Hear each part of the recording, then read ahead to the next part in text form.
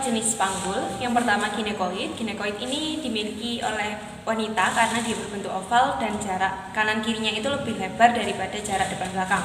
Kemudian yang kedua ada android, biasanya dimiliki oleh pria dengan rongga yang lebih sempit dan berbentuk hati. Kemudian untuk antropoid itu rongganya berbentuk lonjong seperti telur dan jarak depan belakangnya itu lebih lebar daripada jarak kanan kiri. Kemudian yang terakhir ada platypeloid yang mana rongganya berbentuk pipi dan jarak kanan kirinya lebih lebar daripada jarak depan belakang. Panggul terbagi menjadi 4. Yang pertama yaitu sisi sakrum, kemudian ilium, yang ketiga ischium, dan yang terakhir adalah tulang pubis. Di sini untuk sakrum sendiri memiliki 5 ruas. Yang pertama yaitu sakrum memiliki 5 ruas dan sosigis. Tulang menonjol di bawah sakrum bernama promontorium.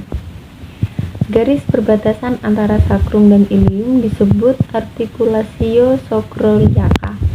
Yang kedua, ilium. Garis tepi atau sisi tepi ilium bernama crista iliaca.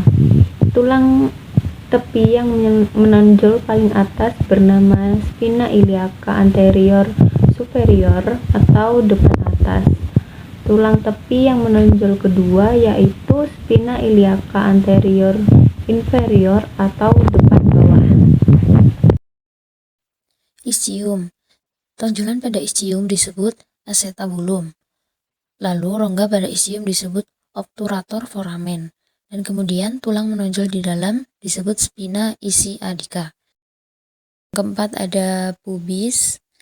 Bagian tengah ada symphysis pubis dan tuberculum pubicum.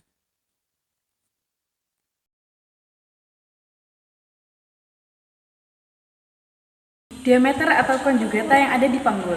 Yang pertama ada konjugata transversal, yaitu jarak terjauh melintang pada linear terminalis yang jaraknya sekitar 13 cm.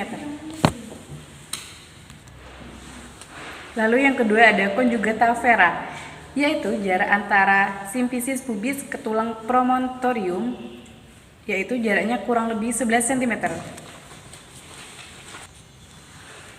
Lalu yang ketiga ada konjugata obliqua, yaitu jarak antara articulatio sacroiliaca ke titik pertemuan antara konjugata transversal dan konjugata vera, lalu diteruskan hingga linea terminalis yang jaraknya kurang lebih 12,5 cm. Bidang Hodge adalah sebuah bidang yang digunakan dalam obstetri untuk mengetahui seberapa jauh turunnya bagian bawah janin ke dalam panggul selama persalinan. Terdapat 4 bidang Hodge, yaitu